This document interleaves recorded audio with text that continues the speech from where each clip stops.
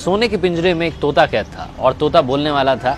राजा जी के यहाँ पर यह प्रथा थी कि महीने में 2 बार कथा होती थी और कथा सुनाने के लिए जब भी पंडित जी आते, जब भी वो अध्याय खत्म करते तो हर अध्याय के आखिरी में कहते हरि मिले तो बंधन छूटे। और जैसे ही पंडित जी ये कहते तोता कहता पंडित झूठा है।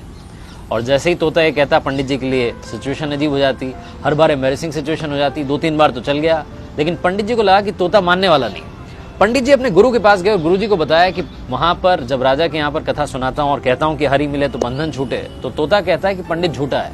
ये तोता पंडित झूठा है बार बार क्यों कहता है? तो गुरु जी ने कहा कि चलते हैं, चल करके तोते से बात करते हैं। गुरु जी पंडित जी के साथ में तोते के पास पहुंचे और तोते से पूछा कि भैया बात क्या है?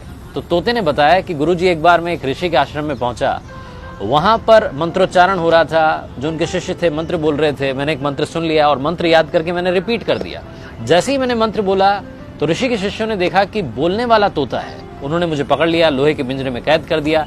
एक बार ऋषि के आश्रम में उनके एक शिष्य थे, सेठ जी, वो आए, उन्होंने मुझे देखा कि बोलने वाला तोता है, वो अपने साथ में ले गए और ले जाकर के मुझे चांदी के पिंजरे में कैद कर दिया। एक बार राजा जी के यहाँ पर दावत थी तो सेठ जी ने सोचा कि क्या गिफ्ट दिया जाए। फिर उन्हें मेरी याद आई, उन्हें लगा कि इससे महंगा कोई गिफ्ट नहीं हो सकता। वो मुझे लेकर के गए और राजा को भेंट कर दिया। रानी को मैं बड़ा पसंद आया और मुझे सोने के पिंजरे में कैद करवा दिया। कुल मिलाकर के रहा मैं पिंजरे में ही, मेरा पिंजरा नहीं छूटा। तो जब जब मैंने हरि का नाम लिया मेरा बंधन नहीं छूटा।